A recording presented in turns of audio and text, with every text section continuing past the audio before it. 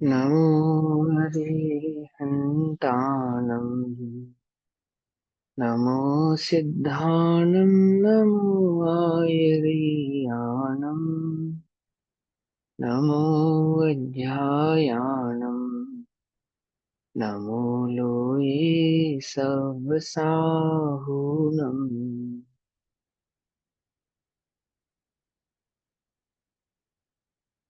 ओंकारं बिन्दुसंयुक्तम् नित्यं ध्यायन्ति योगिनः कामदं मोक्षदं चैव ओंकाराय नमो नमः।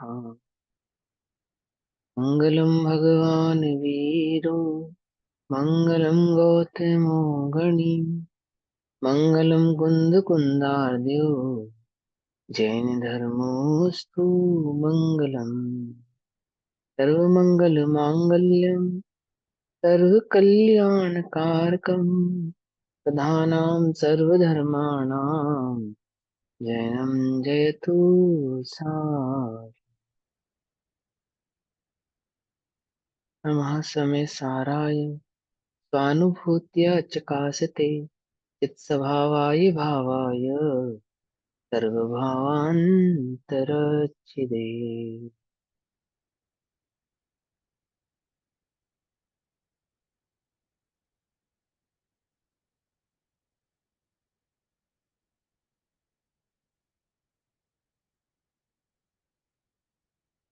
हमारी दोपहर कालीन कक्षा का विषय चल रहा है श्री समय सारजी ग्रंथ। और श्री समय सारजी का स्वाध्याय हम सभी आचार्य अमृत चंद्र देव द्वारा रचित आत्मख्याति टीका के माध्यम से कर रहे हैं। आत्मख्याति टीका में निर्जरा अधिकार पेज नंबर 355, कलश नंबर 150, 150 नंबर का कलश नंबर 160, 160 नंबर का कलश चल रहा है 160। भाव चल रहा है कि जो ज्ञानी है उसके भय नहीं होते, सप्त प्रकार के भय नहीं होने के कारण वे कैसा है, निशंकित है, उसके कोई शंका नहीं है। निर्भय होता हुआ वह निशंक रूप से ही वर्तता है। क्यों वर्तता है? क्योंकि वह सदैव एक निरंतर ज्ञान स्वभाव आत्मा के ही अनुभव करता है। इस भाव का ये भाव चल रहा है। अब 160 नंबर का जो कलश है, एक बार उसको फिर से पढ़ेंगे और उसका भाव को समझेंगे। वैसे हमने पढ़ा है 160 नंबर का कलश, फिर भी एक बार पढ़ते हैं ना। नहीं पढ़ा, अभी बस पढ़ा है। पढ़ा ही होगा, रीड ही किया होगा, करा भी होगा तो। हाँ। एकं ज्ञानम् अनधनमन्तचलम्। शार्दुल विक्रीडितम् है। इसकी लय है एकं ज्ञानमनादनन्तमचलन् सिद्धं किलो तत्सतो यावत्तावदिदं सदैव हि भवेन् नात्र द्वितीयोदयः तन्नाकास्मिकमत्र किञ्चन भवेत् तद्भवदधीदुतो कुतो ज्ञानिनो निशिशङ्क सततं स्वयं ससहजम् ज्ञानं सदा विन्दति। एतेत् स्वतः सिद्धम ज्ञानम किलेकम। जो स्वतः सिद्ध ज्ञान एक है, जो स्वयं से ही सिद्ध है, अर्थात स्वयं से ही है, स्वयं से ही इसे है, अर्थात किसी के द्वारा बनाया गया नहीं। जो स्वयं से ही शाश्वत है, सिद्ध है, वह ज्ञान एक है। एक है अर्थात अखंड है, एक है, अनादि है और अनंत है, अचल है। अना जो स्वयं सिद्ध ज्ञान है वह कैसा है? अनादि है, अनंत है, अचल है। इदम यावत तावत सदा एव ही भवेत। वह जब तक है तब तक सदा ही वही है। जब तक है तब तक कैसा है? वैसा ही है, वही है जैसा वह है। अनादि से लेकर अनंत काल तक वह ज्ञान कैसा है? अनादि है, अचल है, अनंत है, एक है और वह जैसा है वैसा ही है। अत्र द्वितीयोदय, ना उसमें दूसरे का उदय नहीं है, अर्थात अन्य किसी भाव का उदय उस एक ज्ञान में होता नहीं। कोई अन्य भाव उस ज्ञान में उत्पन्न हो जावे, ऐसा उस ज्ञान का भाव स्वभाव नहीं है। तत् इसलिए अत्र आकस्मिकम किंचन न भवे। इस ज्ञान में आकस्मिक कुछ भी नहीं होता, अचानक से कुछ भी इस ज्ञान में होता नहीं है। क्या नहीं होता इस ज्ञान में अचानक के? कुछ भी नहीं होता। कैसा है ये ज्ञान? कि अनादि है, अनंत है, अचल है, ध्रुव है, किसी के द्वारा किया गया नहीं होने से स्वयं सिद्ध है, और एक है, अखंड है। ज्ञानी ना तदभी कुतो, ऐसा जानने वाले ज्ञानी को अकस्मात का भय कहाँ से हो सकता है? कि अचानक ही इस ज्ञान में कहीं कुछ हो जावे, ऐसा कोई भय इस ज्ञानी को होता नहीं है।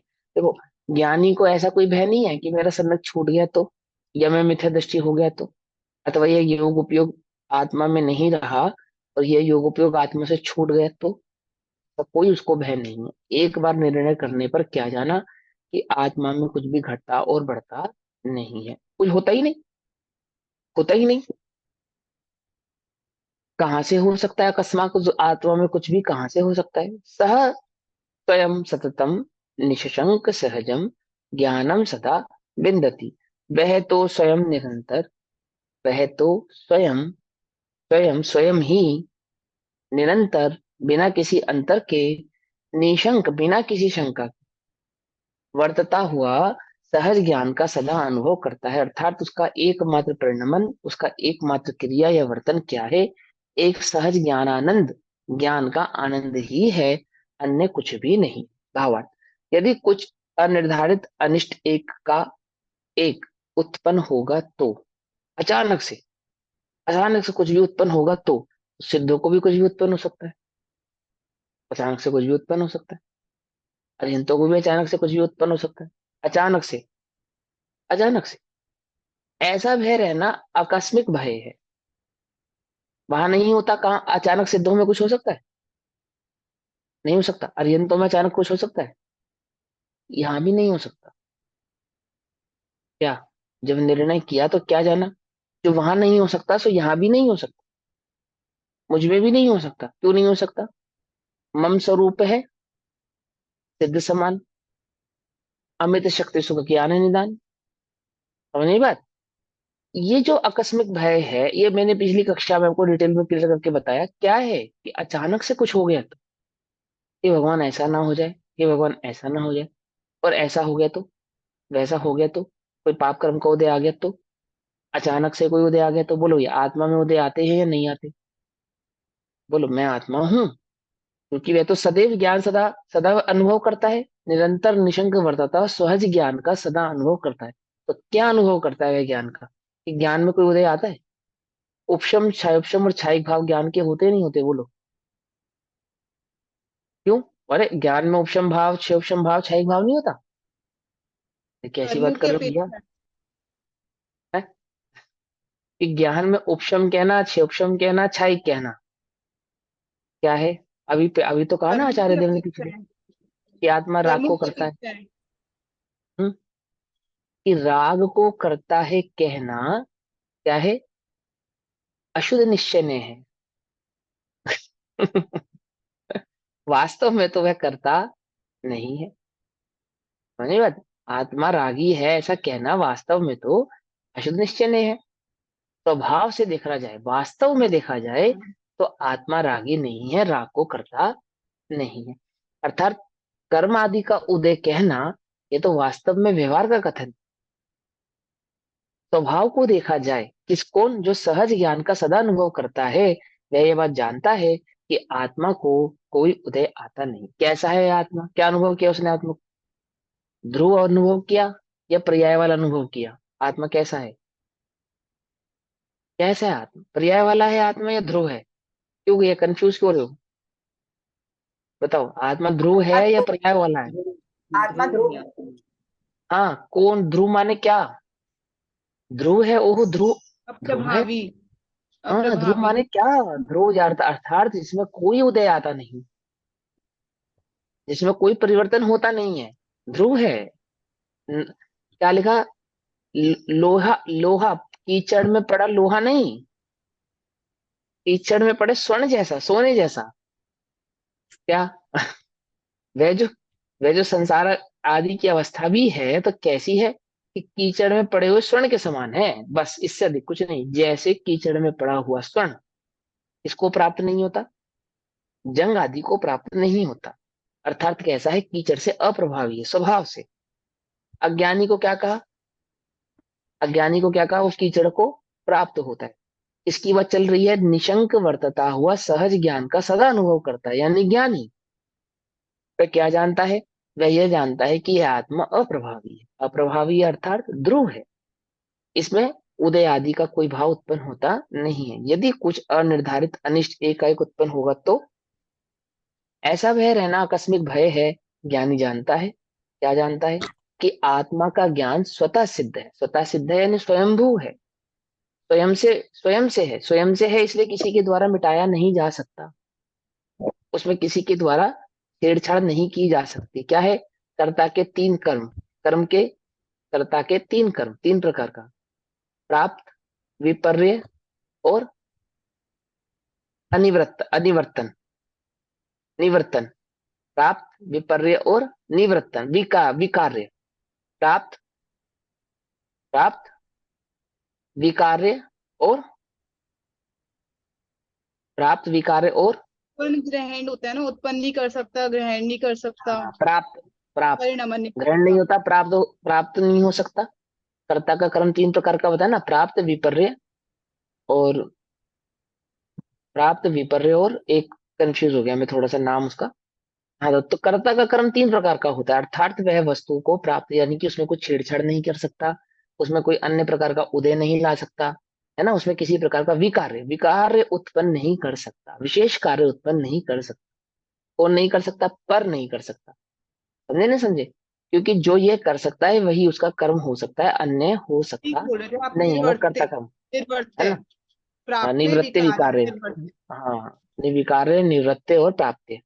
तो क्या कहते हैं, यदि कुछ अनिर्धारित अनिष्ट एकाएक उत्पन्न होगा तो ऐसा भय, आकस्मिक भय, अचानक से कुछ नया उत्पन्न हो गया तो ऐसा भय होना, अचानक से कुछ हो गया तो इस प्रकार का भय।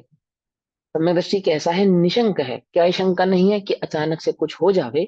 ऐसी कोई शंका उसको नहीं। ऐसा हो गया तो वैसा हो गया तो ऐसी कोई शंका उसको नहीं। ज्ञानी जानता है, क्या जानता है? कि आत्मा ज्ञान स्वयं सिद्ध, स्वतः सिद्ध, अनादि, अनंत, अचल, एक है अर्थात अखंड है, उसमें दूसरा कुछ उत्पन्न नहीं हो सकता। यानी कि ज्ञान कभी अज्ञान रूप नहीं हो सकता, अन्य कोई भाव उस ज्ञान में उत्पन्न नहीं हो सकता, अन्य कुछ भी उस ज्ञान में होता नहीं है। कहाँ से होगा? उत्पन्न नहीं हो सकता, इसलिए उसमें कुछ भी अनिर्धारित कहाँ से होगा? निश्चिंत है ना, निश्चिंत, निश्चिंत। कैसे निश्चिंत है वे? क्योंकि उसमें कुछ भी अनिर्धारित होता नहीं है। अनिर्धारित नहीं होता मतलब अक्रम से कुछ भी नहीं होता। कैसा होता है? सब कर्म नियमित ही होता है। पर्याय की अपेक्षा से भी देखे तो अनिर्धारित कुछ नहीं होता। कैसा होता है? क्रम नियमित होता है ना। और क्रम नियमित होता है अर्थात कर्म नियमित होता है, यह भी तो सिर्फ व्यवहार का ही कथन है। वास्तव में तो कुछ होता ही नहीं है, ये है मूल बात। कुछ होता ही नहीं, अर्थात अकस्मात कहाँ से होगा, अचानक से वहां कुछ भी कैसे होगा?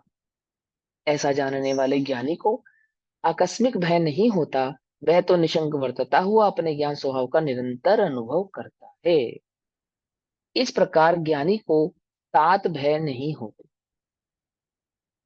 प्रश्न, अविरति सम्यक दृष्टि आदि को भी ज्ञानी कहा है और उसके भय प्रकृति का उदय होता है। देखो, भय प्रकृति का उदय होना और निशंकित होना दोनों में अंतर होता है। ठीक है ना, जिसको हम भय समझते हैं वह भय, उसको भय नहीं कहते। जिसको जिसको हम भय समझते हैं, ये जो चिंतन आदि हमें उत्पन्न होता है, उसको भय नहीं कहते। वास्तव में जो उसको श्रद्धान हुआ है ना कि आत्मा का कुछ बिगड़ नहीं सकता, मैं आत्मा हूं, मेरा कोई मरण नहीं होता, वह मूल बात तो वह श्रद्धानात्मक बात है। क्या कहते हैं, देखो प्रश्न समझो। अविरति सम्यक दृष्टि आदि को भी ज्ञानी कहा है और उसके भय प्रकृति का उदय होता है तथा उसके निमित्त से उसके भय होता हुआ भी देखा जाता है। तब फिर ज्ञानी निर्भय कैसे हुआ? जैसे रामचंद्र जी को सीता का सर लाकर दिखाया रावण ने, तो रामचंद्र जी दुखी हो गए। कहो, सीता तो गई, है ना। ऐसे कई सारे प्रसंग। तो क्या कहते हैं, भय प्रकृति के उदय के निमित्त से ज्ञानी को भय उत्पन्न होता है। देखो ध्यान से समझना, अभी जिसको हम विकल्पात्मक, जो पर्याय की अपेक्षा से, और उस गुणस्थान परमाणु जो भय का विकल्प है, क्रोध आदि का विकल्प है, ये उसको वास्तव में भय नहीं कहते। जो श्रद्धानात्मक आत्मा के प्रति ये निर्णय किया है कि मेरा कभी मरण होगा नहीं, आत्मा किसी के द्वारा मारा आदि नहीं जा सकता, अथवा आत्मा में किसी प्रकार का स्वभाव आदि का परिणमन होता नहीं है, उस श्रद्धान का नाम वहां पे निशंकता और निर्भयता है। प्रश्न क्या है कि हमने सम्यक दृष्टि जीव को अवरति अवस्थाओं में भयभीत होता हुआ देखा है। तो क्या कहते हैं, भय प्रकृति के उदय के निमित्त से ज्ञानी को भय उत्पन्न होता है, और अंतराय के प्रबल उदय से निर्बल होने के कारण उस भय की वेदना को सहन न कर सकने से ज्ञानी भी भय का इलाज भी करता है। अर्थात उस भय को दूर करने हेतु कार्य करता हुआ कदाचित देखा जाता है। ये भी ध्यान समझना, हमेशा होता ही होता है ऐसा नहीं। यहाँ पे ज्ञानी के, भैया, हाँ, यहाँ पे भय भय प्रकृति का हमने जैसे एग्जाम्पल लिया, तो यहाँ पे हम जो एक नो, ऐसा भी एग्जाम्पल ले सकते हैं कि आकुलता, आकुलता भी ले सकते हैं क्या ज्ञानी को? आकुलता ज्ञानी की को अपेक्षा से, का उदय आने से आकुलता की, आकुलता हो सकती है। आकुलता की अपेक्षा से कह सकते हैं, ले तो आकुलता ही है। देखो सुनो, हम्म। चारित्र मोहिनी आदि जो हो रही है, चारित्र मोहिनी आदि के हिसाब से जो भी कषाय वर्त रही है, कषाय वर्त रही है ना, और कषाय आकुलता ही है, कषाय का ही दूसरा नाम आकुलता है। आकुलता और कषाय में कोई अंतर हो ऐसा नहीं है, ठीक है ना। अभी समझो ध्यान से, जैसे 25 कषाय होती हैं, तो 16 कषाय मूल और 9 कषाय होती हैं। तो अनंतानुबंधी संबंधी भय होना और अप्रत्यक्ष अनावरण संबंधी भय होना, इन दोनों में अंतर होता है। क्या कह रहे हैं, समझे नहीं समझे? अनंतानुबंधी भय किसको कहते हैं?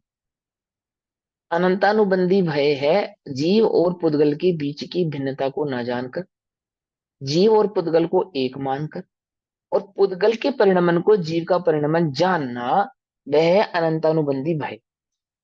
और यहाँ पे उन दोनों को भिन्न जानता है, समझे नहीं समझे, भिन्न जानता है, शरीर नहीं मानता अपने को, तो भी उसको कदाचित किसी भय आदि प्रकृति का, नूकर्म आदि में भय आदि का उत्पन्न होता हुआ देखा जाना हो सकता है।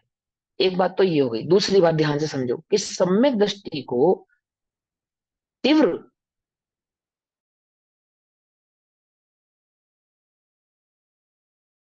के उदय के निमित्त में ही आप किसी कषाय में परिवर्तित, चारित्र मोहिनी कर्म का उदय तीव्र जब तक नहीं होता, तब तक कोई विशेष प्रकार की कषाय ज्ञानी के जीवन में वर्तती नहीं। अवरतिपना रहता है वो एक अलग बात है, चौथे गुण स्थान में अवरति भाव रहवे, वह एक अलग बात है। परंतु कोई विशेष कषाय में जो प्रवृत्ति होती हुई दिखाई देती है, जैसे युद्ध आदि में प्रवृत्ति करते हुए दिखाई देना, वियोग आदि में विहल होता हुआ दिखाई देना, ये जो भाव उत्पन्न होता है ज्ञानी के भी जीवन में, तो ये प्रत्येक ज्ञानी के जीवन में होता ही होता है, ऐसा नियम नहीं है। कदाचित किसी प्रबल योग से ऐसा होता है। आप ऐसे नहीं समझ सकते कि वो समय भैया, दशा में प्रकट हो गया। जो हाँ, जो भय दिखाई दे रहा है वो भय भी तो शरीर से रिलेटेड ही दिखाई देगा, आत्मा के लिए तो वो निश्चिंत है। तो जब वो तो शरीर को ये अपना मान नहीं रहा है तो फिर वो भय क्यों दिखाई आत्मा, देगा? आत्मा से रिलेटेड है, लेकिन आत्मा में उपयोग की स्थिरता नहीं है, उपयोग की स्थिरता नहीं है वहां पे उसको। इसलिए वहां पे जो 25 आदि कषाय होती हैं, 9 आदि कषाय होती हैं, उस रूप प्रवृत्ति होते हुए दिखाई देती है। लेकिन वह, देखो ध्यान से समझो, मैं वही समझाना चाहता हूँ, यदि हम वर्तमान योग के आधार से भी उसको समझते हैं, तो उसमें इस बात को तो हमेशा ध्यान रखो कि बहुत प्रबल कर्म के उदय की बात है ये निरंतर, ये प्रत्येक ज्ञानी के जीवन में होता ही है। तो होता ही है, ऐसा कोई अनिवार्य नियम नहीं है। समझ में आई बात कि अनिवार्यता है कि होगा ही होगा। आवृत्तिपना रहना, आवृत्ति भाव को प्राप्त होना, यह तो एक जुदी बात है। ये तो एक अलग बात है कि गुणस्थान प्रमाण वो आवृत्ति भाव को प्रकट हुआ है, आवृत्ति पने को प्रकट है, दैट मीन्स कि बाह्य में वह मुनिव्रत आदि को पालन नहीं कर रहा, ऐसा दिखाई दे रहा। लेकिन कषायों की प्रबल प्रवृत्ति, कषाय की प्रबल प्रवृत्ति किसको कहते हैं? कषाय की प्रबल प्रवृत्ति अर्थात जो जो युद्ध आदि, क्रोध आदि, भय आदि कषायों में परिवर्तित हुआ दिखाई दे रहा है। अभी देखो ध्यान से, ऐसा नहीं है कि सभी ज्ञानी क्रोध की बात पे क्रोध ही करते हो। जैसे अभी मैंने उदाहरण दिया था पिछली कक्षा में, अनंतमती है, तो वो तो नहीं कह रही कि मेरे प्राणों की रक्षा हो। ऐसा कोई भाव उसको नहीं है। समझ बात। अथवा रामचंद्र जी अपने राज्यपाट को छोड़कर जब जंगल जा रहे हैं, तो उस समय वो कह रहे कि नहीं, मुझे मेरा हिस्सा दो। ऐसा तो नहीं है। सीता के प्रसंग में कदाचित वे युद्ध करते हुए दिखाई दे रहे हैं, लेकिन जब जंगल जाने का प्रसंग है तो वहां पे वो शांत भाव से जा भी रहे हैं। अथवा अथवा जो अमरचंद आदि सेठ हैं, वो भय के कारण शेर के पिंजरे में नहीं जा रहे हैं। अथवा पंडित जी, कौन, टोडरमल जी, भय आदि की कषाय के कारण अपनी बात से पीछे हटते हो, या वो उस अधिकार के अंदर परिवर्तन करने के लिए तैयार होते हो कि मैं पांचवें अधिकार में जो लिखा है उसकी क्षमा चाहता हूँ, उसको वापस लेता हूँ, आदि आदि। ऐसा तो कुछ करते हुए नहीं दिखाई देते। इस प्रकार के तो कोई प्रसंग उनके जीवन में होते हुए दिखाई नहीं देते। और ऐसे बहुत सारे प्रसंग, ऐसे इसको हम बहुत सारे ऐसे प्रसंग। ले सकते हैं क्या, मतलब कि जो मिथ्या दृष्टि तो ये सोचेगा कि मुझे कुछ हो जाएगा, और ज्ञानी को ये रहता है कि मुझे तो कुछ नहीं होगा, जो होना है शरीर के साथ होगा। नहीं। जितना भी ये विकल्प है ना, देखो, ये जो जो तुम्हारे चिंतन उत्पन्न होता है कि ज्ञानी ऐसा सोचता होगा और अज्ञानी ऐसा सोचता होगा, ये बात हमेशा ध्यान रखना कि ज्ञानी और अज्ञानी का जो सोच सोच पे दोनों में किसी का जोर नहीं है, क्योंकि वो औदायिक भाव है। क्या कहा, तुम ऐसा सोचो, ऐसा तुम्हारे हाथ में नहीं है। सोच तुम्हारी क्या होने वाली है, वो वास्तव में तुम्हारी तात्कालिक कषाय पे डिपेंड करता है। जैसे एक एग्जांपल बताता हूं। अकलंक और निकलंक दोनों भाई बौद्धों के जिन एरिया से भागे, तो क्यों भागे? निर्भय होकर भागे या भयभीत होकर भागे? बचने के लिए। नहीं, निर्भय होकर भागे या भयभीत होकर भागे? भयभीत बोलो। होकर, भयभीत हाँ। होकर और भागे। और फिर जब ये देखा कि नहीं कुछ हो सकता, तो निर्भय होकर एक ने प्राण भी दे दिए। क्या समझे? अब वे भयभीत थे या निर्भय थे? बोलो। चार बात का वे निर... कथन है। बाहर से हाँ, वो देखेंगे तो भयभीत थे और हाँ, अंदर से भयभीत भी थे। निर्भय थे। एक बार एक प्रसंग में वे भयभीत भी नजर आते हैं, और वहीं एक प्रसंग में निर्भय भी नजर आते हैं, दोनों ही। है नहीं, जब नहीं, प्राण एक दिए। समय में दोनों नहीं हो सकते। मतलब है, एक ही समय में दोनों नहीं हो सकते, मतलब स्वभाव की अपेक्षा से तो निर्भय थे।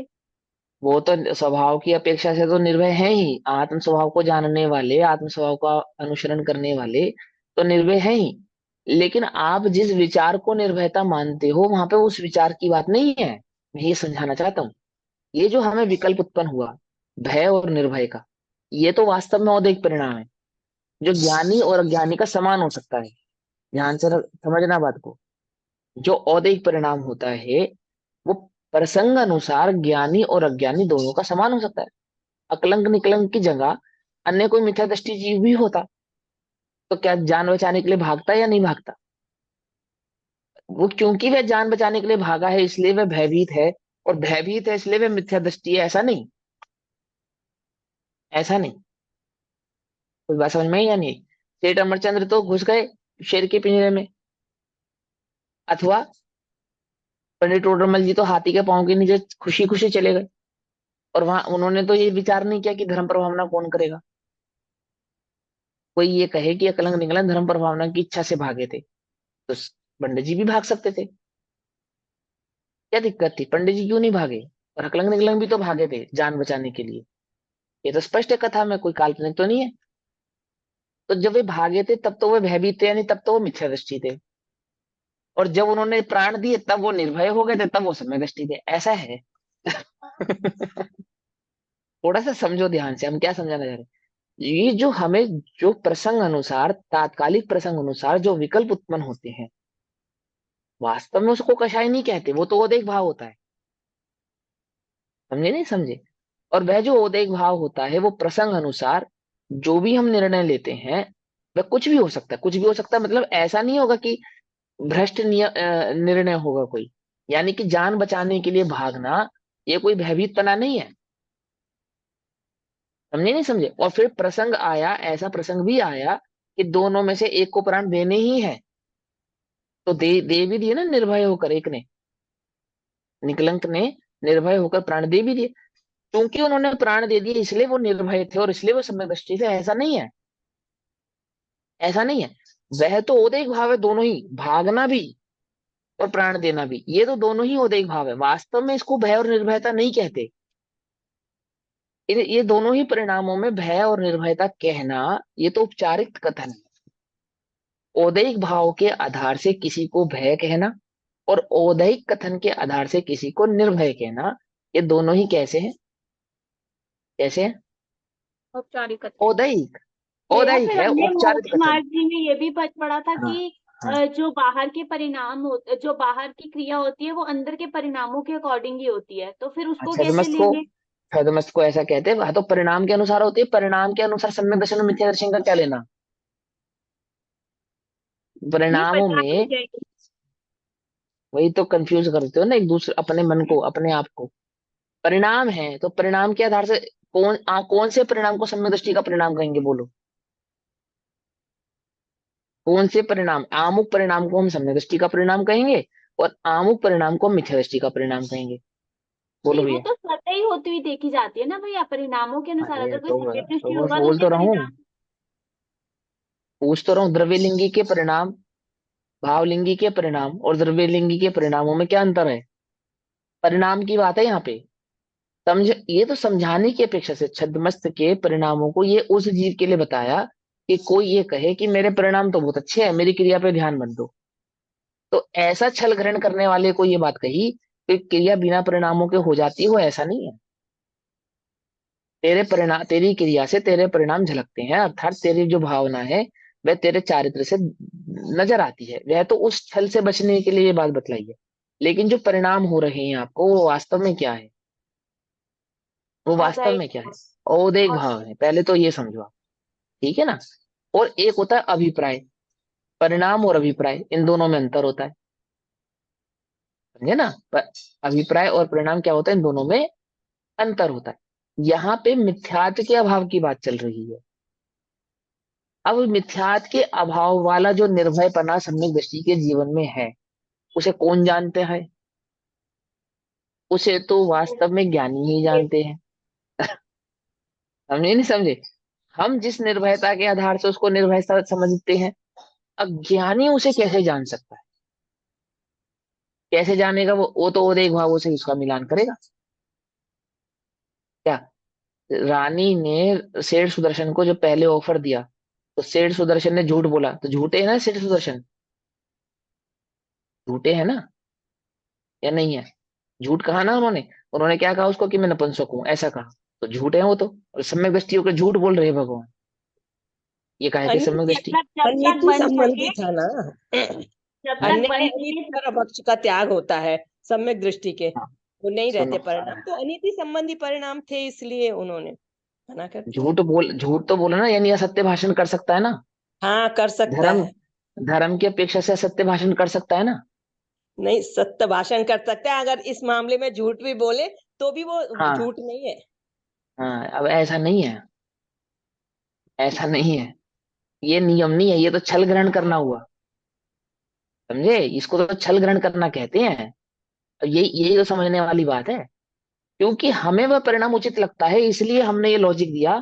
क्योंकि उसने चारित्र की रक्षा के लिए झूठ बोला था, इसलिए उसका झूठ उचित है। ऐसा ये नियम नहीं है, ये नियम नहीं है। चाहे वह गृहस्थ हो, चाहे वह श्रावक हो। अब क्या है, ये वास्तव में उदेक परिणाम है। इसको सत्य और असत्य नहीं कहते। ना ये सत्य की श्रेणी में है, ना ये असत्य की श्रेणी में। बोलो, किसी की पड़ी हुई, रखी हुई, भूली हुई, गिरी हुई वस्तु को उठा लेना, उठा के रख लेना बिना उसकी आज्ञा के, चोरी है या नहीं है? चोरी है ना आज। तो वर्तमान युग में तो ऐसे बहुत सारे प्रसंग आते हैं कि रास्ते में जाते हुए मणि मिल गई, पानी में पड़ी हुई मणि मिल गई और उठा के रख ली। चोरी नहीं है? चोरी नहीं है। बनारसी दास जी को मोतियों से भरी हुई माल, गठरी मिल गई और उसे बेचकर उन्होंने व्यापार किया। चोरी नहीं है? क्यों? रास्ते में पड़ी हुई मिली है उनको, उनकी कहाँ हुई वो? चोरी है या नहीं? अब उल्टा उल्टा नहीं पकड़ना, ये तो छल ग्रहण मत करना। हाँ, ये समझ लो ध्यान से। इसका मतलब ये नहीं कह रहे हैं कि रास्ते में पड़ी हुई वस्तु को तुम उठा लो और वो चोरी नहीं है। ये समझाने की बात समझो पहले। ऐसे तो बहुत सारे प्रसंग है, जो तो पड़े इस हुए समय धन मिल गया, गड़ा हुआ धन तो मिल गया। उनका ऐसा ही औदिक परिणाम हुआ था। अकृत पुण्य सकृत पुण्य खाट खरीद के लाया, उस खाट में से रतन निकले। तो वास्तव में वो रत्नों का अधिकारी कौन है, बोलो?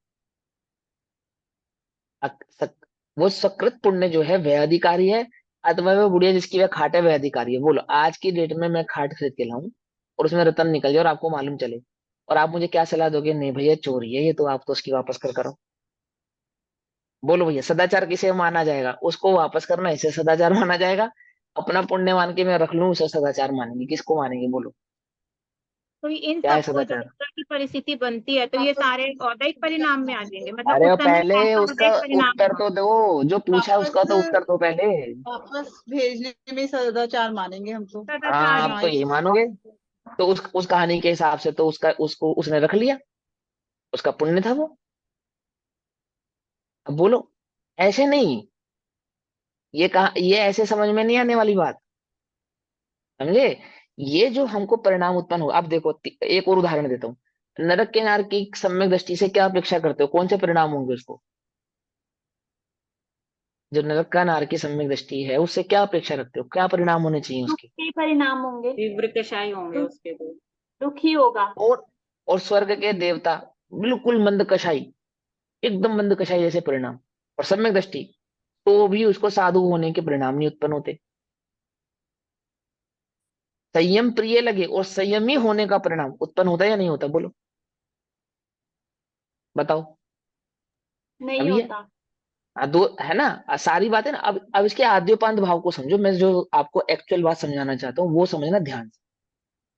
हमें जो आमुख परिणाम उत्पन्न होता है, कोई भी परिणाम होता है, मंद कषाय रूप परिणाम उत्पन्न होगा, तीव्र कषाय परिणाम उत्पन्न होगा। पहली बात तो ये नियम समझो कि परिणामों का कर्ता जीव नहीं है। पहले इस नियम को लगाओ, बाकी के नियम बाद में लगाना। पहला नियम क्या है? क्या उन परिणामों का कर्ता जीव है या नहीं? यहां सम्यक दृष्टि की बात चल रही है। क्या सम्यक दृष्टि उन परिणामों का कर्ता है या नहीं? अरे सम्यक दृष्टि, कोई भी जीव किसी भी प्रकार के परिणाम का कर्ता है या नहीं, पहले तो यही सिद्ध करके दो आप हमें। परिणामों का कर्ता तो कोई भी नहीं है, चाहे सम्यक दृष्टि हो चाहे मिथ्या दृष्टि हो, मिथ्या दृष्टि हो। कोई भी नहीं है। अब उसको परिणामों का कर्ता कहना, ये तो व्यवहार है। परिणामों का कर्ता कहना, ये क्या है? ये व्यवहार है। व्यवहार है इन सेंस उस जीव की योग्यता को मापने का, दर्शाने का एक तरीका है। अब इसको सेमेट्री से समझना ध्यान से। क्या होता है, किसी भी जीव को जो औदेक भाव उत्पन्न हुआ, किसी भी जीव को, सम्यक दृष्टि जीव को उत्पन्न हुआ या मिथ्या दृष्टि जीव को उत्पन्न हुआ, जैसे दो अरिहंतों के, दो केवड़ियों के औदेक भाव समान नहीं होते, ऐसे ही किसी भी जीव के छदमस्तों के औदेक भाव समान नहीं होते। आप ज्ञानी को जिन औदेक भावों के बल पे ज्ञानी मानते हो, ये उन औदेक भावों की बात यहाँ पे नहीं चल रही है। जिस औदेक भाव के बल पे कि वह उसने निर्भयता प्रकट की, यह उसका अंग है, अथवा वह भयभीत हो रहा है इसलिए वह मिथ्या दृष्टि है, यह उसका अंग, यह नहीं है। यह नहीं है, यह तो उसकी वर्तमान में तात्कालिक कर्म की तीव्रता की उदय पे डिपेंड करता है कि किस प्रकार की उस सिचुएशन है और किस प्रकार का उसका उदय। जैसे मैंने बताया ना, अकलंग निकलंग देव जब भागे तो तब निर्भय थे या नहीं थे? इस सम्यक दर्शन की अपेक्षा से निर्भय ही थे, औदय भाव की अपेक्षा से भयभीत। बोलो ये क्या कहानी है? कि जब बर्तन बजाए गए तो किस लिए बजाए गए थे? शोर किस लिए किया गया था? कि जो डरेगा अपने इष्ट को याद करेगा। भय, आकस्मिक भय, आकस्मिक शोर सुनकर सभी कहने लगे बुद्धम शरणम गच्छामि, और उसी आकस्मिक भय को सुनकर अकलंग निकलंग कहने लगे नमो रिहंताणम नमो सिद्धाणम। क्यों भैया, भयभीत थे या नहीं थे? समझे? ऐसे नहीं निकलेगी ये भय की कहानी, ऐसे समझ में नहीं आएगी जब तक जीव उदयिक भावों से भिन्न ज्ञायक की दृष्टि नहीं करेगा। तभी आचार्य ने पहले कह दिया, क्या कह दिया? वह ज्ञानी कषायों में वर्तता हुआ वह ज्ञानी वास्तव में उन कषायों का करता है, भोगता है या नहीं, ये कौन जानता है? यह तो वास्तव में ज्ञानी ही जानता है, अज्ञानी उसे कैसे जान पाएगा, कैसे समझ पाएगा?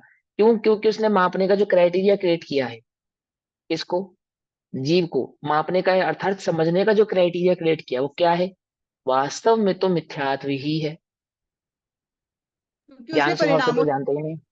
हाँ, वो ज्ञान स्वभाव से तो नहीं जानता। ठीक है ना? अब ध्यान से समझो। अब देखो यहाँ पे समाधान समझेंगे पहले और एक फिर उस पहले भाव को एक समझेंगे। हाँ। एक पहले क्लियर हाँ। करो, जैसे बनारसी हाँ। दास जी ज्ञानी थे, उनका मोतियों हम्म। को रखना कैसे सदाचार माना जाएगा, और मिथ्या दृष्टि का मोतियों को रखना कैसे अनाचार माना जाएगा, क्योंकि रखा तो बनारसी दास जी ने भी अपने व्यापार के अब लिए ही ना अब उसको। अब इसमें ये कह सकते हैं कि बनारसी दास जी ने जिस समय ये कार्य किया उस समय वो मिथ्या दृष्टि थे, ऐसा कह सकते हैं। बात तो गड़बड़ सारी यही हो जाने वाली है, इसलिए मैं समझाना चाहता हूँ। देखो, इसका ये चीज कहने के पीछे तात्पर्य यह नहीं है कि किसी की रखी हुई भूली हुई आदि वस्तु को आप रख लें, वह चोरी नहीं है, ये समझाना नहीं है। छल ग्रहण मत करो। वो तो आप बनारसी दास जी का कह रहे हो, मैं कह रहा हूँ अकृत पुण्य का स्पष्ट कहानी है कि वह खटिया लेकर आया, खरीद के लाया, 2 पैसे की या 4 पैसे की, जो भी खरीद के लाया। तो उस खाट में से जो रतन निकला, उस रतन का अधिकारी कौन है? वह बुढ़िया, अथवा वह अकृत नाम का या सकृत नाम पुण्य नाम का जीव? कौन है उसका आदमी अधिकारी? तो गुड़िया। बट वो तो पैसे दे के लाया ना। है? नहीं, उसने खाट बट वो में तो पर्ची भी थी पैसे ना। दे के लाया दिया ना। वो अगर बुढ़िया को ये बात पता होगी कि उसके खाट में रतन है तो वो दे देती उतने में। रत्नों नहीं, के पैसे वो थोड़ी दिए उसने, खाट के पैसे दिए। हाँ, खाट नहीं, के नहीं, पैसे उसमें हाँ, दिए पर पर्ची है भी ना? निकली थी। तो चोरी की कहानी क्या है? यानी कि अगर कोई गलती से मेरे पास अपना धन भूल गया, उसको नहीं मालूम, उसके ज्ञान का संज्ञान में नहीं है वह बात, तो वह चोरी नहीं है ना फिर? है, यही सिद्ध करना चाहते हो ना? सरासर चोरी है, नहीं सरासर चोरी है। फिर आप तो यही सिद्ध करना चाहते हो, क्योंकि वो तो खाट खरीद के लाया, उसको थोड़ी, वो बुढ़िया ने तो थोड़ी पता था उसको कि उसके अंदर रतन है। यही तो भैया पूछ रही हूँ, यहाँ पे बैलेंस कैसे बैठेगा, मैं- यही समझ नहीं आ रहा। हाँ, समझा रहे हैं, समझा रहे हैं, समझा रहे हैं, वही समझा रहे हैं, समझो ध्यान से। वही तो समझा रहे हैं, यही तो खेल है सारा, समझ में आ जाए तो फिर बात ही है। अब सुनो ध्यान से, देखो। सबसे पहली बात कि द्रव्य, क्षेत्र, काल और भाव, ये 4 चीजों की मर्यादा को समझना पड़ेगा आपको। इसको कहा द्रव्य, क्षेत्र, काल और भाव, ये 4 चीजों की मर्यादा को ज्ञानी भली प्रकार से जानता है, जिसको कहा कि ज्ञानी को पर्याय का विवेक होता है। ये बात कही आचार्यों ने कि ज्ञानी को पर्याय का विवेक होता है। एक बात तो ये समझो। एक, अब उसके निरपेक्ष भाव को समझो को ध्यान से, कि ये जो कथा आपको बतलाई गई, उस कथा का वास्तविक भाव क्या था? कि उस जीव के पुण्य उदय और पाप उदय की कहानी को समझाना था। वहां कोई चोरी की मुख्यता से वो कथन कहा गया हो, ऐसा नहीं। अथवा आपको चोरी कराना उद्देश्य हो उनका, ऐसा नहीं। चोरी तो हर काल में, हर सूरत में यही रहने वाली है। जो चोरी का भाव है क्या है? किसी की भूली हुई, पड़ी हुई, रखी हुई वस्तु को रख लेना। किस भाव से रख लेना? इस भाव से रख लेना, समझे? यह जानते हुए भी कि मेरी नहीं, ये जानते हुए भी कि मैं इसका अधिकारी अथवा इसका मालिक नहीं हूं, ये जानते हुए भी। और यह वस्तु वो पर को दी जा सकती है, उस तक पहुंचाई जा सकती है, उसके मालिक को इसका संज्ञान है, और वहां उसको उसको दिया जा सकता है। वह भूल गया है, कदाचित भूल गया है। ये अच्छी प्रकार से यदि हमारे संज्ञान में है, भली प्रकार से हमारे संज्ञान में है, तो भी यदि उस वस्तु को हम रखते हैं, तो वो नियम से चोरी ही कहलाती है। समझे ना? ये वो तो नियम से ही चोरी है। और वह जो पुण्य के उदय के आदि की कथा है, वह ज्ञानी हो चाहे अज्ञानी हो, स्पष्ट ही भाव समझ में आता है कि कौन सा माल पुण्य के अधीन हमें प्राप्त हुआ है, और इस माल की प्राप्ति हम चोरी के खाता यानी चोरी की कैटेगरी से प्राप्त करके लाए हैं। ऐसे बहुत सारे ज्ञानी ज्ञानी छल ग्रहण मत करना, मुमुक्षु जीव साधे करते हैं, किसी कंपनी में काम करते हैं, जॉब करते हैं, और क्या करते हैं? इस मालिक ने कोई सामान मंगवाया, 1 रुपए का सामान 2 रुपए का बिल ला कर दे देते हैं। क्या है ये? पुण्य की प्राप्ति है, चोरी है, चोरी। ये तो चोरी है। चोरी। हाँ, ये तो चोरी नहीं है, चोरी ही है। अब वो भूल जावे, रखी हो, पड़ी हुई मिल जावे, सब चोरी के खाते में ही आती है। वह जो पुण्य के खाते की वस्तु है, उसका प्रसंग इस प्रकार से नहीं जिस प्रकार से हम समझते हैं। ठीक है ना? वह तो स्पष्ट ही समझ में आने वाली बात है कि वह आपको पुण्य के उदय से प्राप्त हुई है। अमुक इस प्रकार के स्थानों पे वस्तु की प्राप्ति होना। ठीक है, अब मैं ऐसा कहूं और फिर उसकी अनुमोदना हो, वह नहीं। एग्जाम्पल के तौर पे मैंने कोई जगह खरीदी, और खुदाई के समय मान के चलो वहां से मुझे गड़ा हुआ धन प्राप्त होता है, तो उसका अधिकारी कौन है? सरकार अधिकारी है उसकी। नहीं, सरकार है। आप हाँ आप ना, सरकार सरकार अधिकारी है उसकी। समझे? उसकी उत्तर अधि प्रदेश आपका चार्ज में भी हाँ, आया है। हाँ, उसकी सरकार अधिकारी है। समझे? आप अधिकारी नहीं है उसके कायदे में, लेकिन फिर भी हम रख लेते हैं, और उसको कोई जो चोरी नहीं मानता। कोई मानता है? नहीं मानता ना। तो एक तो वर्तमान का जो आपका परिणाम है, आपकी वर्तमान की परिस्थिति है और आपकी वर्तमान की कषाय है। तीन चीजें समझे, आपका वर्तमान का जो परिणाम कषाय, आपका भाव, आपकी परिस्थिति जो है ना, ये तो सारा उसके हिसाब से चलेगा। लेकिन मैं राजमार्ग नहीं, क्या नहीं है, राजमार्ग नहीं है। राजमार्ग क्या है? राजमार्ग क्या है कि पड़ी हुई, भूली हुई, रखी हुई आदि वस्तु को उठा लेना, उठा के रख लेना, वह वास्तव में चोरी ही है, चोरी ही है। और जो इस क्राइटेरिया से बाहर होके जितने भी तुम काम करते हो वो वास्तव में चोरी है। चोरी के दोष हैं, चार प्रकार के जो दोष लगते हैं, अतिक्रम, व्यतिक्रम, अतिचार और अनाचार आदि के।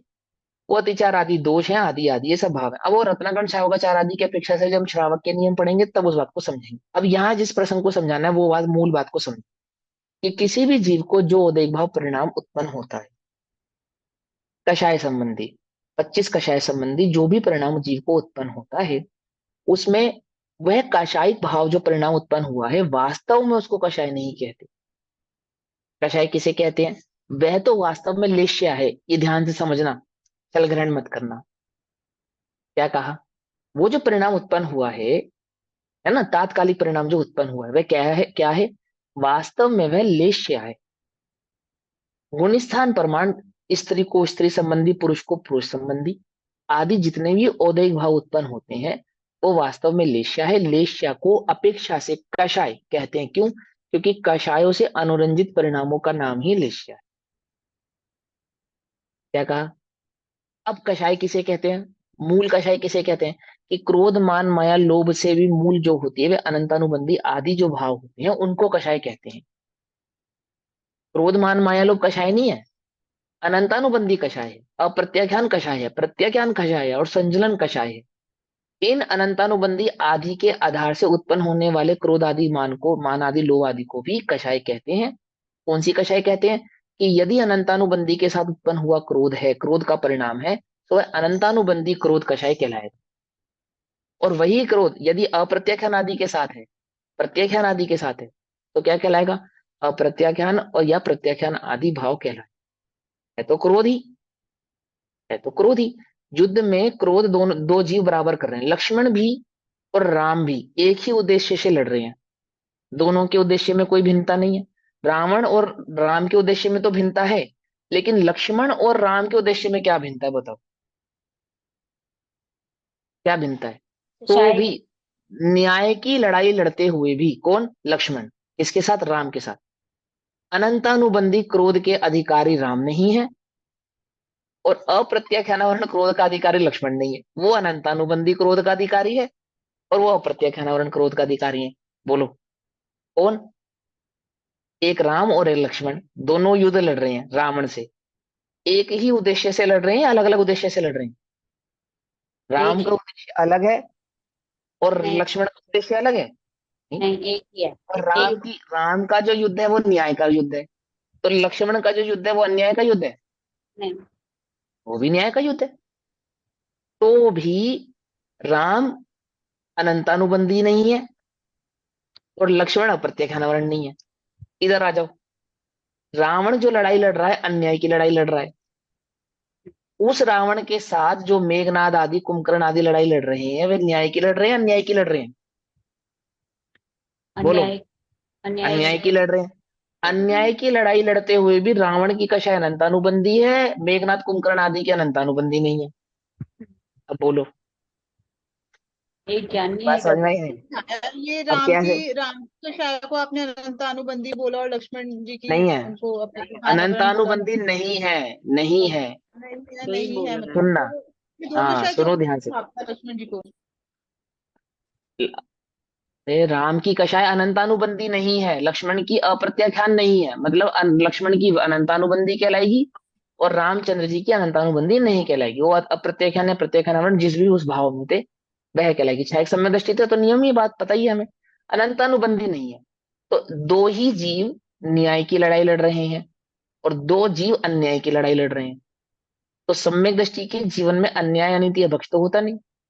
तो कुंभकर्ण और मेघनाथ आदि जीव जो सम्यक दृष्टि हैं और वह जो युद्ध लड़ रहे हैं वे न्याय का लड़ रहे हैं या अन्याय का लड़ रहे हैं?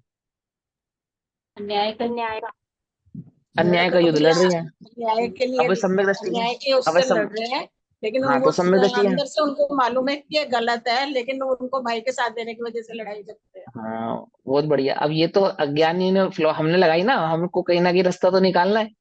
वो अन्याय की लड़ाई लड़ते हुए सम्यक दृष्टि है या मिथ्या दृष्टि है, प्रश्न ये है। सम्यक दृष्टि है। जो क्यों सम्यक सम्यक दृष्टि क्यों है? दृष्टि सम्यक दृष्टि तो अन्याय की लड़ाई नहीं लड़ेगा। अब उल्टा ग्रहण मत करो, छल ग्रहण मत करो, समझे? ये थोड़ा सा आपको सब और बहुत, राइट भाव है। हो गया। हाँ सबको ये राइट गहराई भाव से के समझना खाते में पड़ेगा, डालना है। बहुत गहराई से समझनी पड़ेगी। हम जिन परिणामों को वास्तव में कषाय समझते हैं, उन परिणामों को आगम में कषाय कहते ही नहीं है। बलिच्छ को मलिच्छ भाषा में समझाने के लिए उन्हें कषाय कहा है, समझे? वो क्या है? वो तो स्थिति परिस्थिति आदि अनुसार उत्पन्न होने वाले औदैहिक भाव है, तीव्र तीव्र औदैहिक भाव। और उन्हीं तीव्र औदैहिक भाव को मिथ्यात्व के साथ अनंतानुबंधी आश्रव का कारण मानते हैं। और यदि वे चारित्र मोह यानी सम्यक दृष्टि हो तो उन्हें चारित्र मोहिनी क्रम का उदय कह देते हैं।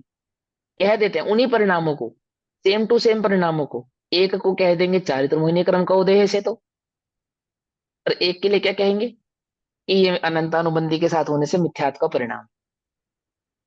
अब आपको अपने भीतर के मिथ्यात्व को पहचानना है, अन्य के नहीं पहचानना है। आपको अन्य की कहानी मोटिवेशन के लिए सुनाई थी, उसके अनुसार अपने परिणामों को मैच करने के लिए नहीं सुनाई थी। औदैहिक भाव मैच नहीं होते किसी भी जीव के। क्योंकि रामचंद्र जी ने ऐसा किया था इसलिए मैं भी ऐसा करूंगा, ऐसा नहीं। ऐसा नहीं, क्योंकि आमुक अज्ञानी के जीवन में यह घटना घटी और उसने ऐसा कार्य किया, इसीलिए मैं भी ऐसा करूंगा, ऐसा नहीं। ऐसा वो तो मोटिवेशंस के लिए सुनाई जाती हैं, बताई जाती हैं। क्या उद्देश्य है उन कहानियों का? वर्तमान युग आदि में चारित्र आदि पुराणों को सुनने का उद्देश्य क्या है? कि वे भोग आदि में भोगते हुए भी, आदि आदि करते हुए भी, भोगों की दृष्टि नहीं थी, वैराग्य की दृष्टि को प्रमुख करने के लिए अथवा आपको मोटिवेट करने के लिए मोक्ष मार्ग में उन सब कहानियों को सुनाया जाता। अब आप कहो कि मैं, उन्होंने ऐसा किया था इसलिए मैं भी ऐसा करूंगा, क्योंकि उन्होंने ऐसा स्टेप उठाया था तो मैं भी ऐसा स्टेप उठाऊंगा, क्योंकि उनके जीवन में ये घटना घटी थी तो उन्होंने ऐसा किया था तो मैं भी ऐसा करूंगा। आप कर नहीं सकते। आप जो भी कार्य करोगे आपकी वर्तमान कषाय के अनुसार ही करोगे, अन्य अनुसार नहीं कर सकते। और आपको कषायों की दृष्टि छुड़ानी है तो राजमार्ग क्या है कि कषाय के परिणामों को बुरा कहा जाएगा और मंद कषाय या नी कषाय के परिणामों को अच्छा कहा जाएगा। ये उपदेशात्मक शैली है, ये उपदेश की शैली है। अब क्या सीखा इतनी देर में? एक अन्याय कर सकते हैं, अनीति कर सकते हैं, अभक्ष कर सकते हैं, ये सीखा, क्योंकि वो तो सम्यक दृष्टि के भी होता है। ये सीखा क्योंकि वो मेघनाद आदि जो लड़ाई कर रहे हैं वो तो अन्याय की लड़ाई लड़ रहे हैं, ये सीखा। क्योंकि अगर पुण्य ने माल उठा लिया था और उसको वो मिला था तो वो तो उसके पुण्य का उदय, ये सीखा। अगर ये सीखा तो छल ग्रहण किया। सिखाना क्या है? हमें ये बतलाना है कि औदैहिक भावों से कषाय नहीं पहचानी जाती। भैया औदैहिक एक बार भावों से और एक भाव की परिभाषा बताएंगे। उदय अनुसार होने वाले परिणाम औदैहिक भाव होते हैं, बस। ये हाँ तो तो पल पल ही कर्मों हो के रहे उदय हैं के ना, जो फिर जो भी परिणाम औधिक होते हैं भाव है वो वो तो औदैहिक पल पल भाव के एक हैं। होते हैं। जनो, एक एक एक करके बोलो, हाँ क्या? कर्मों के उदय के निमित्त से जो जीव के भाव भैया होते हैं वो वीडियो ऑन औदैहिक हो भाव। गया आपका? हाँ ठीक भैया है तो जो वीडियो ऑफ हो गया? नहीं हुआ है। एक एक करके भैया, एक एक करके बोलो। अगर किसी को वीडियो ऑफ लग रहा है वो सिर्फ उसके नेटवर्क में इशू होगा, है ना? मेरा वीडियो चालू है, हाँ सॉरी, बोलो। वो एक आपका एक, टॉप पे आ गया था, सॉरी। हाँ बोलो बोलो, हाँ तो बोलो। जैसे रावण रावण के साथ मेघनाद और कुंभकर्ण लड़ रहे थे, ठीक है। हाँ तो हाँ रावण के औदिक भाव मिथ्यात्व वाले थे, अनंतानवंदी वाले हाँ थे, ठीक है। हाँ हाँ। और कुंभकर्ण और औदैहिक मेघनाद के भाव किस कषाय से संबंधित थे? सम्यक दर्शन है। सम्यक दृष्टि हाँ, होने के कारण अप्रत्यक्ष यानी अप्रत्यक्ष जो भी कषाय विद्यमान रहेगी उसके संबंधी कहलाएंगे, लेकिन वो क्योंकि औदैहिक भावों का, लेकिन वो क्योंकि औदैहिक अन्याय का भाव साथ दे रहे थे ना। दे रहे थे ना, बिल्कुल दे रहे थे। तो फिर वो आंटी मिथ्यात्व से हट लेस्य और कैसे गए? कषाय। नहीं है। आंटी लेस्य और कषाय का भेद डलेगा। हाँ यही तो समझाना है आपको, यही तो समझाना है। अन्याय अनीति अभक्ष की क्या परिभाषा है, किसे कहते हैं अन्याय? ये द्रव्य हाँ, क्षेत्र काल भाव आदि की सारी मर्यादाएं लगती हैं इसके अंदर, तब जाके समझ में आएगी ये बात, ऐसे थोड़ी समझ में आ जाएगी। अब आपने इस नजरिए से सोचा कभी? सोचा? चिंता आज मैं बोल रहा हूँ तो आपको प्रश्न उत्पन्न हो रहा है, कुछ विचार करो।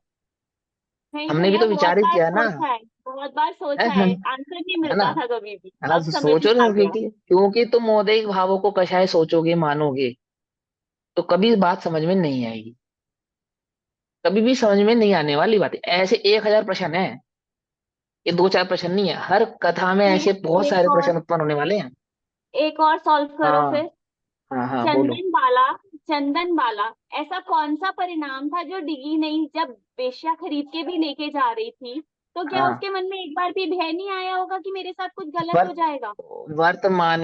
वर्तमान की उसकी जो औदैहिक भावों की मजबूती है ना, कषाय की मंदता और धर्म की शरणा की जो मजबूती है, वो वर्तमान में उसका वही औदैहिक परिणाम है। सीता रो रही है, दुखी हो रही है, परेशान हो रही है, चंदन वाला नहीं हो रही। और ऐसा भी नहीं कि वो रो नहीं रही थी। यह तो व्यक्ति को स्थिति परिस्थिति में मजबूत रहना सिखाने की कहानी है, कि आपको किसी भी स्थिति, किसी भी परिस्थिति में जब आप बेबस हो, आपका कुछ नहीं चल सकता, तब भी मरने की मत सोचो। तब भी उस स्थिति परिस्थिति से भी अपने को चैतन्य ज्ञान भाव की दृष्टि से देखो, और नियम से आप उससे समस्या से बाहर आ जाएंगे, उसमें कोई बात नहीं है। सेठ सुदर्शन के साथ भी और तो ऐसा ही है, एक अपमान हो रहा है। तरफ एक तरफ धैर्यश्री कहती होती थी कि अपने पास चाकू रखो, अगर ऐसी कोई परिस्थिति बने तो अपना देह त्याग हाँ, देना। हाँ, क्यों त्याग देना? क्योंकि चंदन बाला जिस परिवेश में थी, जिस काल में थी, तब की स्थिति परिस्थिति अलग थी। आज के परिवेश और आज के काल की स्थिति परिस्थिति अलग है। अब मैं आज के काल की परिस्थिति परिस्थिति के अनुसार और चौथे काल की स्थिति परिस्थिति की अगर गणना करूंगा, मैच करूंगा, तो बात नहीं बनेगी। बात नहीं बनेगी। अपने देह का सहनन क्या है तुम्हारा, विचार करो। अब मान लो मैं हूं, मैं गामा जैसे पहलवान से पंगा ले लूं, तो वो लोग मुझे सब समझदार कहेंगे, मूर्ख कहेंगे? मूर्ख ही कहेंगे ना। अरे भैया, तुम इतने ज्ञानी हो कि तुम्हें इतना नहीं पता किससे पंगा ले रहे? क्या पंगा ले रहे हो बताओ? अब मैं उससे जीतूंगा, हारूंगा? बेटा, मेरा सम्यक दर्शन उससे जिता देगा मुझे? यदि मैं सम्यक दृष्टि हूं तो जीत जाऊंगा? नहीं जीत पाऊंगा। नहीं जीत पाऊंगा। स्थिति और परिस्थिति के अनुसार आप किस स्थिति परिस्थिति के परिवेश में जी रहे हैं। या पंचम काल में जी रहे हैं ना, यहाँ स्थिति और परिस्थिति बदल गई, कहानी चेंज है यहाँ पे। यहाँ कहानी चेंज है। अगर बहन श्री ऐसा कह रही है तो कुछ गलत नहीं कह रही। प्राण चले जाए पर आपका चारित्र नहीं जाना चाहिए। अब बोलो, आत्महत्या पाप है या नहीं है? आत्महत्या पाप है या नहीं है? द्रव्य क्षेत्र काल भाव। हाँ, कोई नियम नहीं है। ऐसा कोई नियम नहीं है कि वो पाप ही है, ऐसा कोई क्राइटेरिया नहीं है। आप किस स्थिति परिस्थिति परिवेश में आप हैं, आपके औदैहिक भाव, आपकी कषाय उस समय किस प्रकार का कार्य कर रही हैं, और आपके भेद विज्ञान आदि की निर्मलता किस प्रकार की है, वह सब उस पर लागू होगी। तब जाके वह इस खाते में जाएगी कि वह पाप का है या पुण्य का है या आदि का है, अमुक का है, अमुक का। लेकिन क्या यहीं है? पे द्रव्य उपदेश क्षेत्र नहीं। काल भाव लेंगे। यहीं पे हाँ, द्रव्य द्रव्य क्षेत्र क्षेत्र काल भाव लेंगे। यहीं पे लेंगे, बिल्कुल लेंगे। द्रव्य क्षेत्र काल भाव को यहीं से समझा जाएगा। तो हर बात पे ये मतलब समझ जाएगा। सबके अलग अलग होएगा, मतलब कोई हाँ भी हो भाई। कंट्री अलग अलग हाँ, होगा। अलग अलग होगा। बिल्कुल। तो दोनों सब नया। बिल्कुल। बिल्कुल अलग होगा, उसमें क्या बात है? 12 वर्ष की, 15 वर्ष की, 16 वर्ष की कन्या का विवाह करना सही बात है, गलत बात है? बोलो। चौथे काल में सही थी, पांचवें काल में गलत है। पंचम काल में गलत है ऐसा नियम नहीं है। पंचम काल में ही किसी परिवेश में सही होगा, किसी परिवेश में गलत होगा। समझे? वो उस वह स्थिति परिस्थिति क्या है, काल की वह मर्यादा क्या कहती है, उस समय क्या कहती है, उस वक्त क्या कहती है, उस पर डिपेंड करेगा ये। राजमार्ग नहीं है। हम कोशिश तो यही करेंगे कि ऐसा कार्य ना हो। अब स्थिति परिस्थिति वश सारे नियम उस पर उसके हिसाब से लागू होंगे। आप कहोगे नहीं, वह तो धर्म विरुद्ध है, वह तो धर्म विरुद्ध है। ऐसा कुछ नहीं मेरे भाई। धर्म विरुद्धता क्या होती है? देखो, इस वर्तमान योग में, चरणान योग में स्पष्ट लिखा है, मोटा पाप नहीं करता। मोटा पाप मतलब लोक में जिस कार्य को निंद माना जाए, लोक में जिस कार्य को निंद माना जाए। आत्मरक्षा के लिए हथियार चलाना लोक में निंद नहीं माना जाता।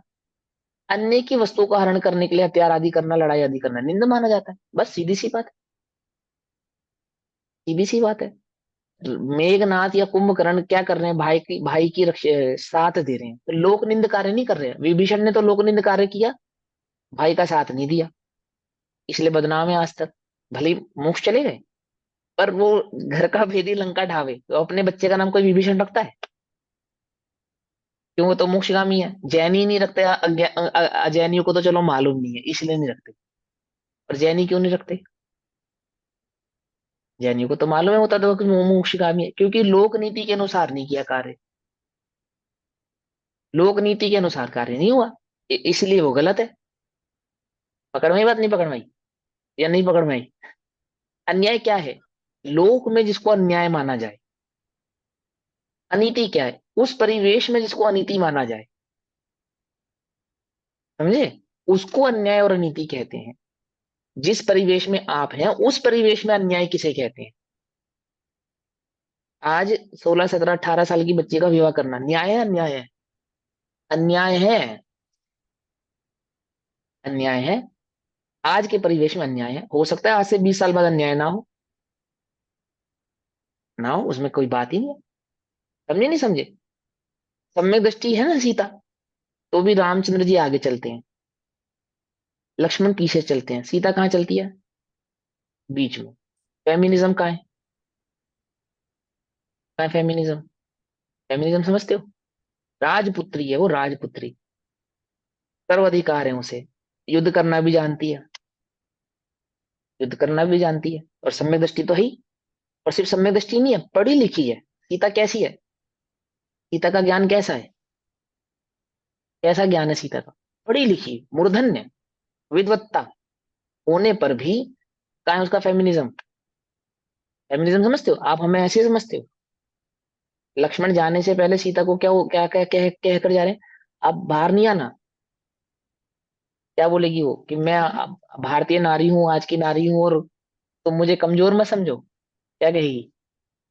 ऐसे ऐसे नहीं होता है, ऐसे नहीं होता है, समझे नहीं समझे? वो उस द्रव्य क्षेत्र काल भाव की परिस्थिति में, उस परिवेश में क्या अनीति है, क्या अन्याय है, वह समझना पड़ेगा। किसको अनीति कहा जाता है, किसको अन्याय कहा जाता है, तब वह अन्याय अनीति की बात आपकी समझ में आएगी, बुद्धि में घुसेगी।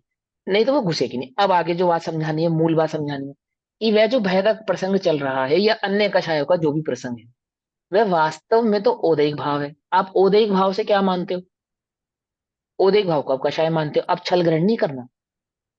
क्या छल ग्रहण नहीं करना? अब जैसे एक प्रश्न उठा था अभी 2 4 दिन पहले, कि सम्यक दृष्टि रात्रि भोजन कर सकता है या नहीं कर सकता? कि अन्य काल का तो मुझे नहीं मालूम, यदि पंचम काल में कोई जीव जैन है और रात्रि भोजन करता है तो नियम से वो सम्यक दृष्टि नहीं हो सकता। ये बात पक्की है। क्यों? क्योंकि वह लोक का, लोक में निंदित, जिससे धर्म की निंदा, प्रभावना अंग है सम्यक दृष्टि के पास या नहीं है? बोलो, प्रभावना अंग है सम्यक दृष्टि के पास या नहीं है? ना? और रात्रि भोजन करके प्रभावना हो रही है, अप्रभावना हो रही है? सीधी सीधी बात है, अप्रभावना हो रही है। अब उसको सम्यक दृष्टि कह सकते हैं? नहीं कह सकते? बिल्कुल नहीं कह सकते, कदापि नहीं हो सकता। यदि वह मनुष्य है, तिर्यंश है तो नहीं, छल ग्रहण मत करना।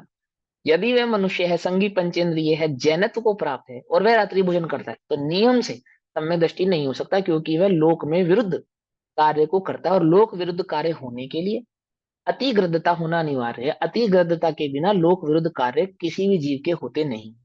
और जो अतिग्रद्धता होती है वो अति कषाय का द्योतक नियामक कारण होने के कारण, अतिग्रद्धता अति कषाय का नियामक कारण होने के कारण वह जीव सम्यक दर्शन के लक्षण को प्राप्त होगा नहीं, नहीं प्राप्त होगा। सैनिक हो, सम्यक दृष्टि हो सकता है। पाकिस्तान से युद्ध करने वाला एक सोल्जर सम्यक दृष्टि हो सकता है। रात्रि भोजन करने वाला सम्यक दृष्टि नहीं हो सकता। कुछ बात समझ में आई या नहीं समझ में आई? क्योंकि वहां सेना के वेश में, सैनिक के रूप में जो है कार्य कर रहा है, हिंसात्मक होता हुआ भी लोक नीति के खिलाफ नहीं है, अन्याय नहीं है, लोक विरुद्ध कार्य नहीं है। हिंसात्मक तो है बिल्कुल है। और वह जितना हिंसात्मक है, जो जितनी कषाय उसको विद्यमान है, उसके अनुसार उसको आश्रव भी है, बंद भी है, उसका तो कोई निषेध ही नहीं है, तो भी उसके सम्यक दर्शन में दोष नहीं लगेगा। कुछ बात समझ में आई या नहीं? आप समझ में नहीं आई? वह वो देख भाव। अभी यहाँ क्या कहते हैं, इस पैराग्राफ को पढ़ते समय हो गया, देखो। भय प्रकृति के उदय के निमित्त से ज्ञानी को भय उत्पन्न होता है, कदाचित भय उत्पन्न होता हुआ देखा जाता है, उसमें कोई बात नहीं है। जैसे वो मैंने बताया ना, बर्तन बजाया या जो भी बजाया उन्होंने, बौद्धों ने, और सारे जैसे अन्य विद्यार्थी डरने लगे, ऐसे ही अकलंक और निकलंक भी भयभीत हो गए, डर गए, उसमें कोई बात नहीं है। और अंतराय के प्रबल उदय से निर्बल होने के कारण उस भय की वेदना को सहन न कर सकने से ज्ञानी उस भय का इलाज भी करता है। जैसे ही सुना कि सीता कहाँ गई, हरण हो गया, रामचंद्र जी क्या हो गए, बेहोश हो गए, मूर्छित हो गए, मूर्छित, कायिक सम्यक दृष्टि क्या हो गए, मूर्छित हो गए। परंतु उसे ऐसा भय नहीं होता कि जिससे जीव स्वरूप के ज्ञान श्रद्धांत से च्युत हो जाए। आई बात समझ में? कैसा भय नहीं होता? कि वह अनंतानुबंधी संबंधी उसको भय नहीं होता, अर्थात वह सम्यक दर्शन छूट जावे ऐसा कोई उसको भय नहीं। सम्यक दर्शन उसका निर्दोष है, ओदेक भाव से सम्यक दर्शन छूट जाएगा ऐसा नहीं। और जो भय उत्पन्न होता है वह मोह कर्म की भय नामक प्रकृति का दोष है। ज्ञानी स्वयं उसका स्वामी होकर करता नहीं होता, ज्ञाता ही रहता है। ज्ञाता ही रहता है उस परिस्थिति में, उस तीव्र कषाय के उदय में भी अपने ज्ञायक स्वभाव की दृष्टि को वह छोड़ता नहीं है, इसलिए ज्ञानी के भय नहीं है। बाकी चर्चा हम कल करेंगे, अभी समय हुआ, तब तक के लिए सभी को जय जिनेन्द्र। ओम नमः सिद्धेभ्य। निज निधि निज में बताई, यह अनंत उपकार है, उसके लिए जिनवाणी माँ को वंदना शत।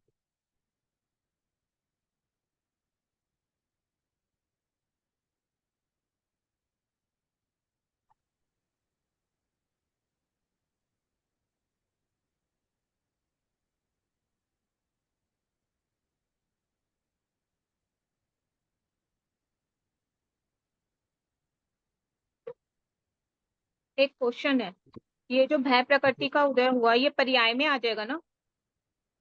पर्याय तो सारे ही हैं। भय होना भी पर्याय है, निर्भय होना भी पर्याय है। आत्मा तो अध्रुव परिणामी है। और जो ये लास्ट लाइन लिखी है ना, ज्ञाता ही रहता है, तो इसका मतलब ये हुआ ना कि मिथ्यात्व का तो उदय नहीं है, पर वो भय प्रकृति का उदय है, इसलिए वो ज्ञाता ही बस रहता ज्ञाता, हाँ बस ज्ञाता ही रहता है। कहने का तात्पर्य क्या है? उसने वो जो सम्यक दर्शन को अनुभव किया है, प्रकट किया है, वह सम्यक दर्शन आमुख कषाय के उदय होने पर अभाव को प्राप्त होता हो ऐसा नहीं। जो है। गुण स्थान है, उस गुण स्थान के अनुसार जो कषाय हो सकती है, उस कषाय के विद्यमान होने से किसी जीव के सम्यक दर्शन की छूटना यानी छूट जाता हो ऐसा नहीं है। हाँ, दर्शन मोहनीय का उदय नहीं ना? आता ना, सीधी सीधी हाँ बात ये हाँ। हुई। यदि वह आवृत्ति है, आवृत्ति की अपेक्षा से कहा है, और भयभीत होता हुआ कदाचित दिखाई देता है, तो वह मिथ्या दृष्टि नहीं है। और यदि वह मुनिराज है और भयभीत होता हुआ दिखाई देता है, तो नियम से सम्यक दर्शन से चयित हुआ है, छूट गया है, हाँ, उसमें कोई क्योंकि बात ही उनको नहीं है। भय प्रकृति का उदय इतनी तीव्र प्रबलता वाला नहीं आएगा ही। आएगा, आ ही रहे। तो गुण स्थान के प्रमाण की अपेक्षा से वह नहीं होगा वहां पे। ठीक है। समझे? आदि उपान समझना पड़ेगा, सब कुछ सारे प्रसंग लगाने पड़ेंगे, तभी वो बुद्धि में घुसेगा, अन्यथा नहीं घुसेगा।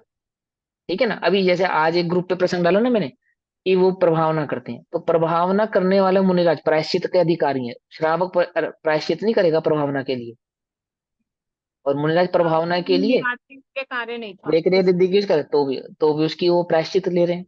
और आप कोई छल ग्रहण करे कि हम प्रभावना कर रहे हैं, हम तो धर्म की प्रभावना कर रहे हैं। अरे धर्म प्रभावना किसकी, किसका कार्य है? कौन योग्य है वह करने के? तो किस गुण स्थान में किस प्रकार की प्रभावना होती है? छठे गुण स्थान में कौन सी प्रभावना होती है? मात्र आराधना ही होती है, आराधना कोई प्रभावना के दे। एक वचन मुनिराज अपने जीवन काल में ना बोले, और इतनी प्रभावना करते हैं जितनी 1000 सम्यक दृष्टि मिलकर नहीं कर सकते। एक मुनिराज उतनी प्रभावना कर सकते हैं मात्र मौन रहकर। क्यों? प्रभावना के स्वरूप को जानने वाले ही कर सकते हैं प्रभावना, ऐसे नहीं होती है। यदि वे 700 मुनिराजों की रक्षा नहीं करते फॉर एग्जाम्पल, तो प्रभावना नहीं होती ना। होती तब भी, जब 700 मुनि राजों को घानी में पेला गया था तब भी तो प्रभावना हुई थी। तो नहीं होगी अकम्पनाचार्य वो के समय में। क्यों? जो अब वो प्रसंग पूरा पढ़ोगे तब समझ में आएगा। अभी तो समय हो गया, मैं क्या कहानी सुनाऊं बार बार वो, फिर करेंगे, अभी समय हुआ। ठीक है ना? जय जिनेन्द्र। अच्छा। जय